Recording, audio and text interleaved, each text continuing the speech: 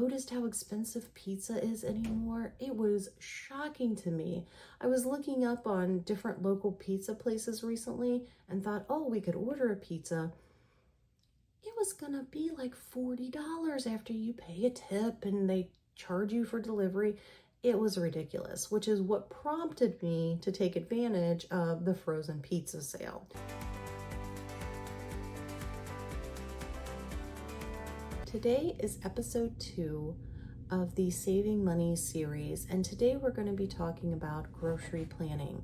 Originally, this was going to be on grocery planning and also on comparison shopping, but I felt like the video was going to be a little long, so I decided to go ahead and do 2 separate videos but release them at the same time so that you won't have to sit through a 45-minute video of watching me talk about groceries and comparison pricing and getting bored. This way you get a more concise video for how to grocery plan and then also how to comparison shop. The first tip that I have for you is to make sure that you take inventory of what you currently have in your home. This will give you an idea of what you're running low on, what you're completely out of, and it will also help you to avoid duplicates. If you look into your pantry and you see that you've got 6 cans of diced tomatoes already, you know you do not need any more of those.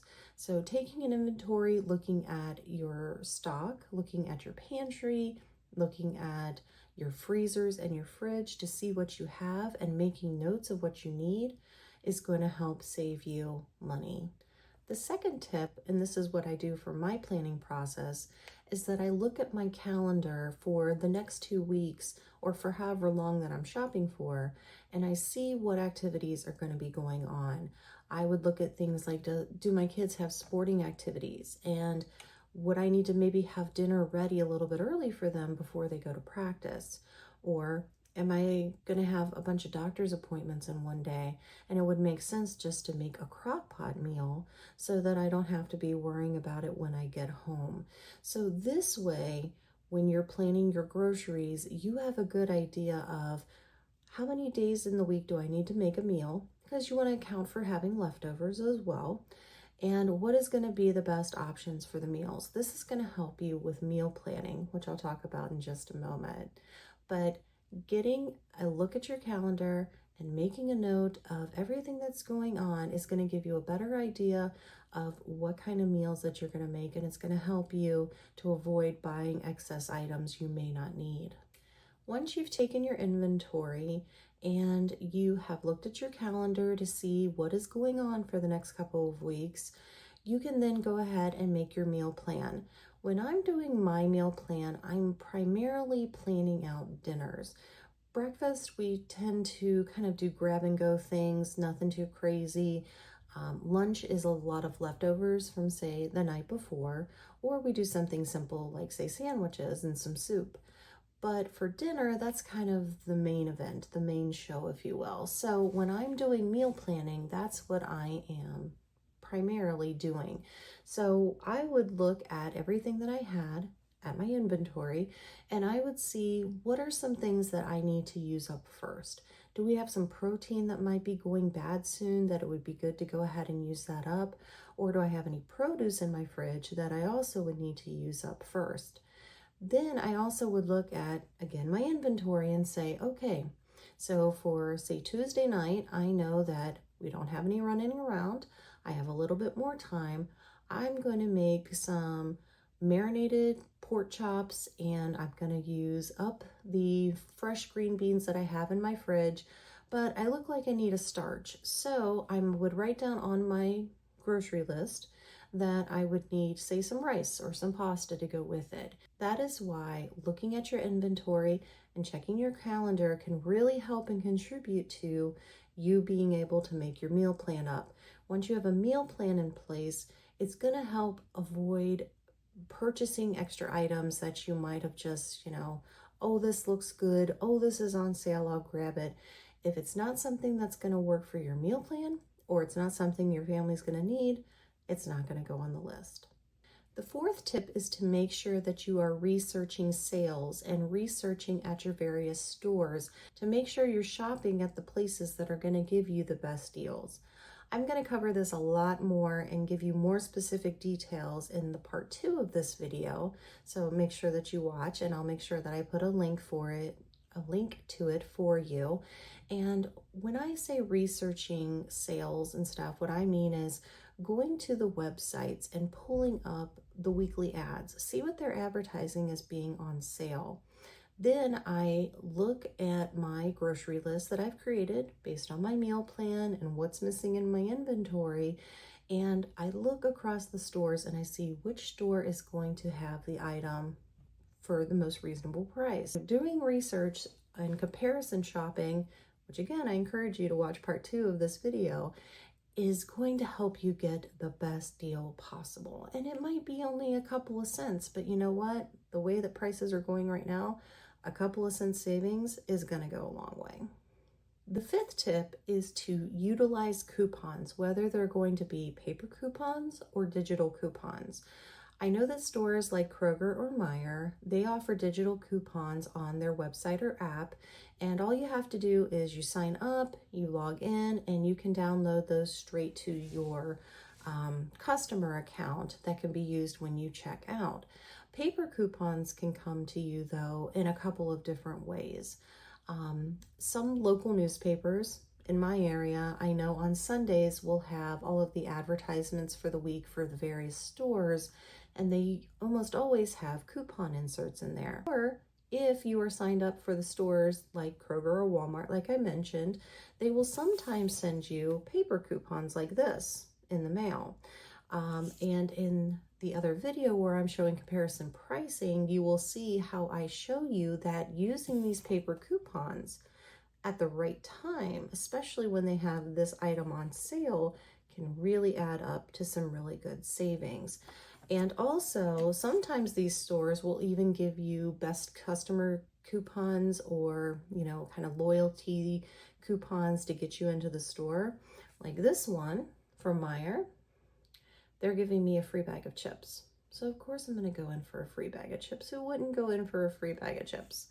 So, but I did look at other sales, and that's another thing that's important when you're doing comparison shopping or looking at the coupons is it worth going into the store for that price? You need to have in mind your ideal price for a product and what are you willing to spend for it. If the sale and the coupon is going to make it cheaper than that bottom price, you know that it's time to stock up. Number 6 does go with number 4, which is researching of the sales that are going on at these various stores. But I did touch on before about comparison shopping. I know that a lot of people are a big fan of shopping at Aldi, and I have no problem at all shopping with Aldi. I think that if you are looking for a store that has a lot of the staple items that you need for your groceries, probably the most consistent prices that I've seen. Their prices don't fluctuate maybe more than a couple of pennies, and they don't really raise their prices very often. So if you have an Aldi in your neighborhood and you only want to shop at one store, going into an Aldi probably would be a good way to go. However, I personally have found that when I compare prices from Aldi, Kroger, Walmart, even Costco, the cheapest per unit price actually not at Aldi. So I know that might be a hot take to say to people, and I absolutely understand if Aldi is the best place for you to go to save time and to get those consistent prices. Just saying from my own personal experience though, if you can go to multiple stores and can compare the prices between those stores, you may see that Aldi isn't the cheapest price. If you're not subscribed yet, please do so. Go ahead and click that button and also give this video a thumbs up so I know that you enjoyed this content and you'd like to see more of it. Be sure to stay tuned for the next episodes in the Money Saving series. The next one that I'm going to have up for you is thrift shopping for clothes, where I show you how you can save up to 70% on your clothing. You don't want to miss it. So make sure that you're subscribed, turn on those notifications so that you will not miss it. Tip number 7 is actually something that saves me a ton of time. And if you haven't utilized it yet, encourage it. and that is to place online orders at the stores. Doing online orders is a really great way to keep on budget because as you're adding items to the cart, it's giving you a running total of how much you're spending. And say if your budget is only $100, but you notice that your cart is saying that you've got $125 worth of items in there, you can start to make changes. You could look and see, is the store brand actually going to be a little bit cheaper than getting the name brand? Or do I really need those 5 bags of French fries that I wanted to get because they were on sale? You also can very easily use the digital coupons that these stores offer, like Kroger and Meijer, and you can apply those with your online order that you're placing. Now, I will say that some stores, just so you know, like Meijer, they won't let you use the paper coupons if you're doing the online orders. However, stores like Kroger will. I know that my Kroger, whenever I go to pick it up, will ask me if I have any paper coupons, and they can go ahead and adjust it right there. If you prefer to go into a store and shop, which I understand that, sometimes I like to just go into the store and actually get my hands on the product and pick the actual produce I like rather than what the teenager is getting me for my online order, make sure that you go in prepared. Make sure that you have your list either on a piece of paper or on your phone of everything that you want to purchase. Make sure that you have your coupons in hand if you're going inside, or that you have loaded up all of your digital coupons onto your card or account so that when you check out, everything is going to be applied as needed. And when you're inside the store, be on the lookout for some of the reduced price clearance areas that they tend to have. In my stores like Kroger, they tend to have a reduced price meat section that I always try to look at. They usually will reduce the price of meat that's due to expire in the next couple of days, and you could get a really good deal on some, bratwurst, some steaks, and you throw them right into your freezer, and they're going to be perfectly fine for when you actually need to use them. Or if you'd like to give your family a little treat, my store also has a clearance section for baked goods. Maybe it's something they didn't sell yesterday, or they have they made too much of it and they want to get rid of it.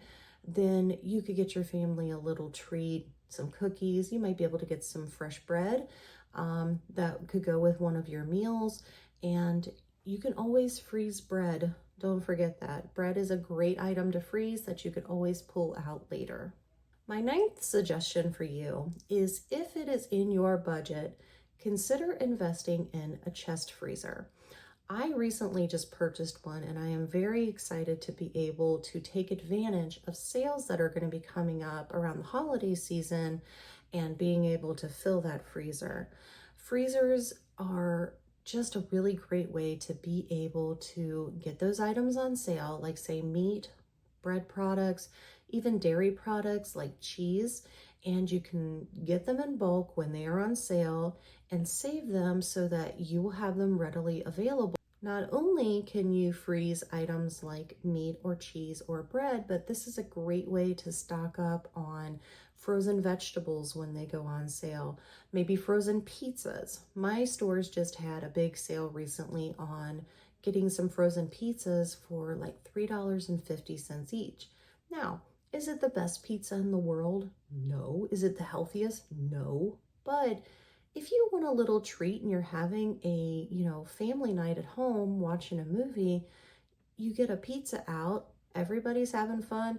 You have your cheap pizza that you bought, you have your cheap French fries that you got when they were on sale, and you guys have a fun night while you're watching movies at home, rather than ordering pizza delivery and busting through your budget. Have you noticed how expensive pizza is anymore? It was shocking to me. I was looking up on different local pizza places recently and thought, oh, we could order a pizza. It was gonna be like $40 after you pay a tip and they charge you for delivery. It was ridiculous, which is what prompted me to take advantage of the frozen pizza sale. So if you have a chest freezer, you can stock up on items like the frozen pizzas or the French fries, or, any of like the little snacky foods like, I don't know, pizza rolls or little appetizers, chicken wings for when you've got football games coming up and you're going to be watching. Having the space with a chest freezer is going to give you more options and more space to be able to stock up so that you can enjoy some of the little extras. And the 10th and final tip is to try to have a stockpile in your house. If you're not familiar with what a stockpile is, it's essentially just having some extra stock on hand for whatever life is going to bring your way. This could mean getting, say, a couple of extra cans of vegetables when they go on sale, which will happen around the holidays. I know I'm going to take advantage of that. Or when they have a sale at your store on, say, pasta, and you only need one box for the next 2 weeks, but you could get 5 boxes within this sale. Go ahead and purchase the extra boxes if it's within your budget. And soon you'll start to notice that you have all of these extra products around your house that you're not going to have to buy every single time. And because you bought them on sale, you've got them at the cheaper price and you're saving money. So if you have the space in your house, a stockpile is a really great idea. This could mean putting up a shelf in your garage and, putting some extra dry items out there. You might have a pantry where you could keep your stockpile in there, or if you still don't have any of those options, you could consider putting some extra stuff in one cabinet that's designated as your stockpile, or you could even stick some things under an extra bed in your house or in an extra closet that you have. Whatever little nooks and crannies that you have that you can maybe put away a little bit of extra stuff so that you don't have to be running to the store at last minute and paying full price for it. Plus, you also then have all of those options for when you're making your grocery list and making your meal plans. If you see that you have enough items on hand to make 2 weeks worth of meals and you really only need to go to the store to get things like milk, eggs, bread, then you have some extra money freed up to either pay towards a bill that you may have, or you may go ahead and take advantage of some sales that are going on and contributing to that stockpile. Make sure that whatever items that you are getting for your stockpile have a good long shelf life. Things like pastas, dried beans, also products that aren't food, say shampoo or feminine hygiene products, soap, any of those kinds of things that you can get in bulk on sale that could be added to your stockpile is eventually going to save you money down the road. But keep in mind, you don't want to buy something for your stockpile just because it's on sale, and you don't want to be just getting things that aren't healthy for you. Getting a bag or two of chips because they're on sale is great if you're having a barbecue or a cookout, but we can't all live on chips. I know, it's sad, but we can't. So make sure that you're getting a wide variety of items to go into that stockpile. And there you have it. 10 ways that you can improve your grocery planning to really maximize your budget. Money is very tight for everybody right now. Even for me, I'm always looking for ways to be able to, save money and to still make sure that we have everything that we possibly need for our family. But these tips can really help you to stretch that dollar, and I strongly encourage you to check out part 2 of this, where I show you in detail how you can comparison shop from one store to the other so that you are really maximizing those savings. This is Jen wishing you glorious grocery planning and savings for your stockpile. Bye-bye.